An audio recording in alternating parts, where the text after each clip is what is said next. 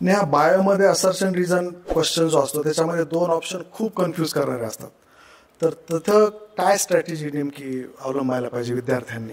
हे असे सगळे जे प्रश्न आहेत कन्फ्युजिंग जे होतात, तुम्ही याची जेवढी पॉसिबल आहे तेवढी प्रॅक्टिस करा. एक तर असर्शन रिझनची प्रॅक्टिस करा जे तुम्हाला टीचर्स प्रोव्हाइड करतील त्याची बँक, आणि किंवा तुमचे जे कन्सेप्ट डाऊट्स क्लिअर का करायचे हे इथे पण आहे. जर तुम्हाला ती कन्सेप्ट माहीत असेल तर मग ते म्हणजे तुम्हाला इझिली होऊन जाईल. जर तुम्ही असं नुसतं पाठ केलेलं असेल तर मग तुम्हाला जास्त धोका देतील हे प्रश्न. म्हणून तुम्ही त्याला व्यवस्थित विचार करून नुसतंच म्हणजे रट्टा न मारलेलं असं करायला पाहिजे. प्रॅक्टिसच इम्पॉर्टंट आहे. आउट ऑफ 720 120 प्लस 120 240 आहे, पण म्हणजे मेजर वेटेज आहे बायोचं आहे.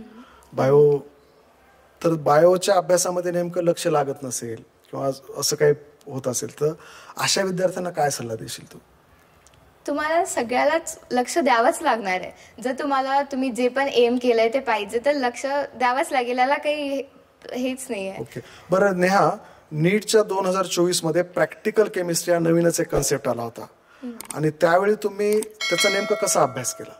प्रॅक्टिकल केमिस्ट्रीचे आम्हाला कोचिंगकडून मॉड्यूल भेटले होते, मी ते केले होते, प्लस क्लासेस झाले होते ते अटेंड केले होते.